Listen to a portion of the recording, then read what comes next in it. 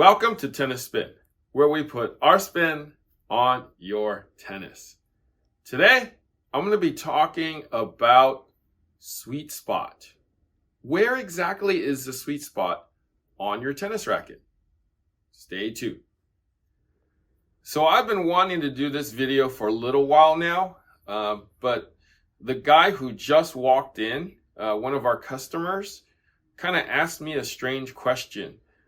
He plays with this Wilson XP5. Right, I'm gonna flip it over this way. His name is Chris, and he's a big dude. He's like 6'1", probably 200 pounds, built like a wide receiver, linebacker type of guy. And I guess he chose this racket. I remember selling it to him about 6 months ago. And this is the one he chose from the demo program. So he asked me, he's like, I want to try some more rackets, but I want something that's a little wider. So meaning wider this way, so, right? So what I did was I took an XP3 and said, check this out. So this is probably as wide as we're probably going to get. So I held it to him like this, and I said, I don't think that it's going to help your game because hitting wider, you're not gaining much, right? But I also explained to him that if you hit it flushed with this one, it's definitely going to go a lot farther, meaning probably the fence, because he's a big boy. So probably sticking with your racket would probably be the best bet. So I was telling him that this is what's going on with you.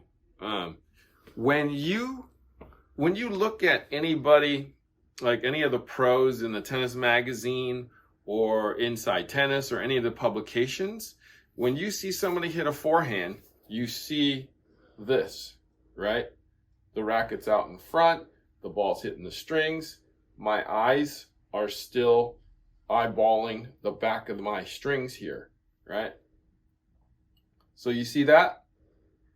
You're not doing that, Chris. You're doing this. You're doing this, right? So what happens is when you don't keep your head through your swing and you start looking up, right? All this is moving up.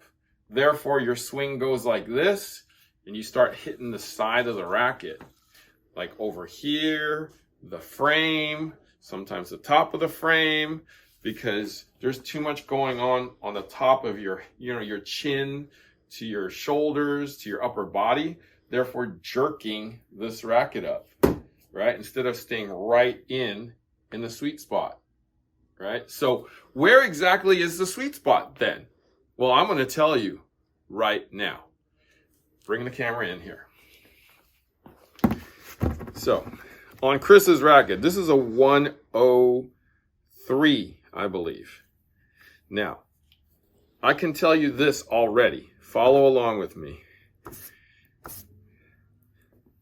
There's a reason why they make the handle like this and in the center, so you can obviously grip it, right? So the most solid place on this racket is going to be this axis right here. So you follow the handle up, right?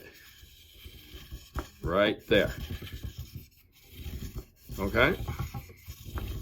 When you hit right there, during this line, this is essentially your sweet spot because it lines up with your handle, right? Now, where else does the sweet spot extend to? Well, let's look at the racket, right? You get the shoulder part right here, right? Which is called the throat area. So this is where the throat area connects with the hoop, right here. So right here is still strong right here, right? Same thing with right here. It's connecting with the hoop. So essentially right there, okay? So if you hit anywhere between here and here, right, this is essentially your sweet spot right here. Now, are we going to get power if we hit down here or up here? Probably not.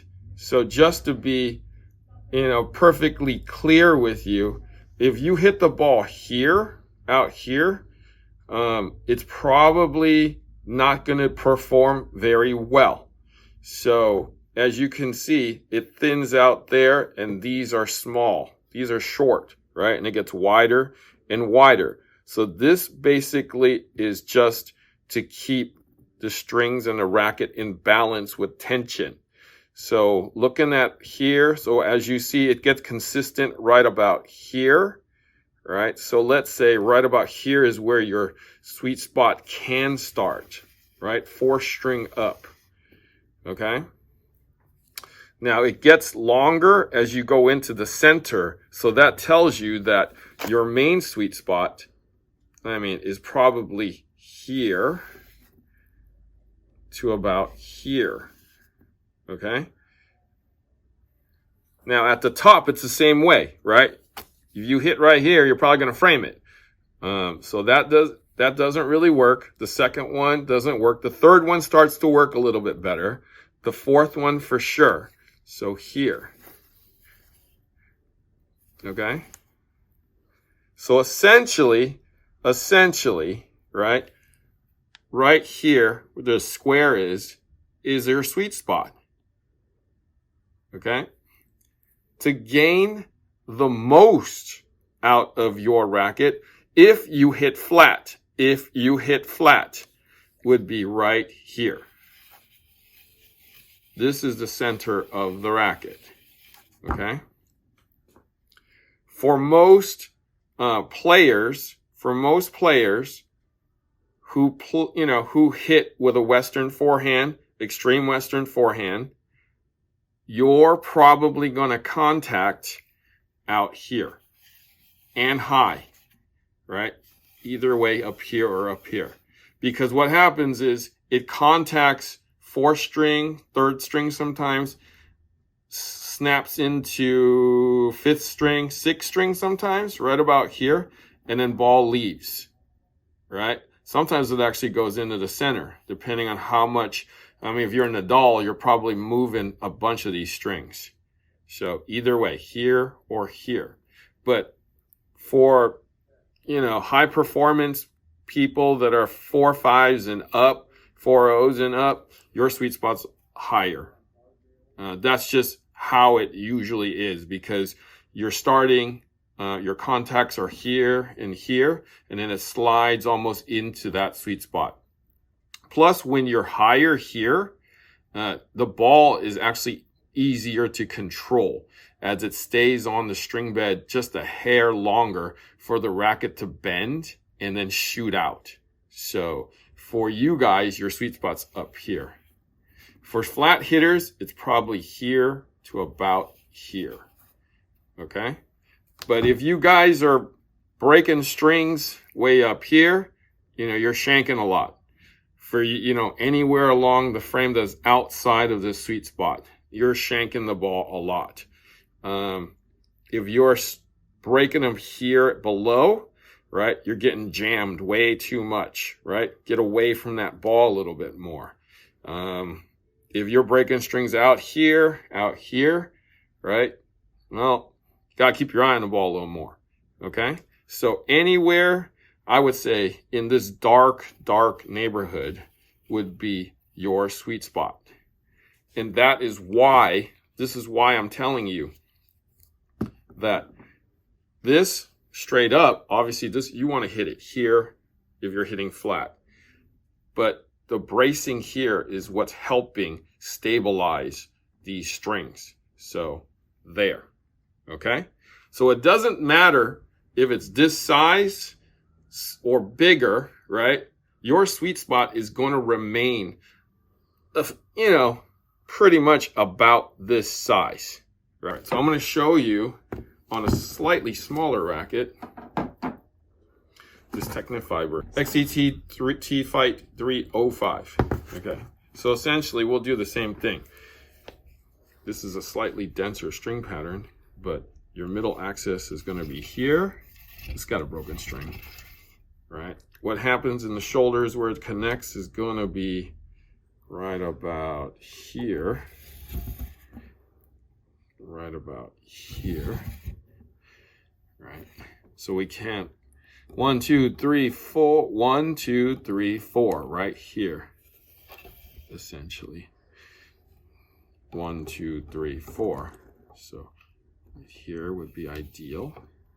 Okay, so your sweet spot essentially would be kind of the fourth axis is through, probably about here, this little square for a lot of people.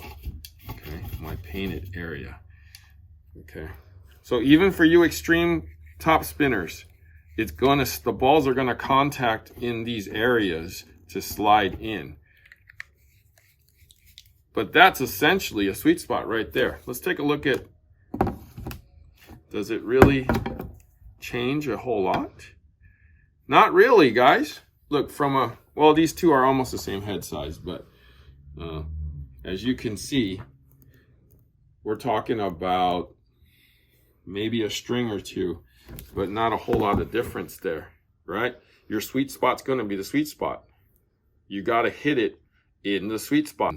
What does that mean, guys? That means you got to keep your eye on the ball, is what that means, no matter how you swing it, because a wider racket is not going to do anything for you.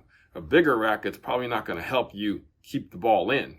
It might help you hit the strings once in a while, but eye on the ball, move your feet, make sure you keep your eye, watch the ball come into the string bed and then see it leave, right? Keeping everything steady and still is the key to hitting the sweet spot. So guys, sweet spot is the sweet spot. It doesn't really change that much just because of how a racket structure is with the throat area. Now guys, you might be thinking, what happens if it's a wooden racket? Well, check this out. Okay, so check out the hoop is here. The bracing, well, this is not even bracing. It's basically a connector to the hoop. So they basically fused this together or glued this together. Essentially, your sweet spot, again, doesn't change as it goes straight up like this, right? Now, man, look at this. So the thickest part is going to be right about here, right? So let's think about it this way. Here, here. So, and this sucker is small. So let's see, the widest part's going to be right about here. Right. Look, it narrows up here. So it's going to be right there. So your sweet spot on this sucker is right here.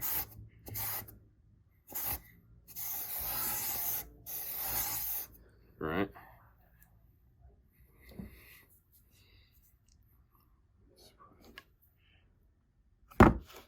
Let's put a Technofiber over it.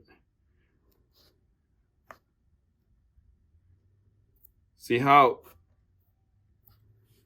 your sweet spot got a little bigger with the bigger racket versus a wooden racket just because of the technology and the material and the bracing. See how it got bigger, right? Like pretty significantly bigger in terms of square inches in that racket. Let's put this one right. So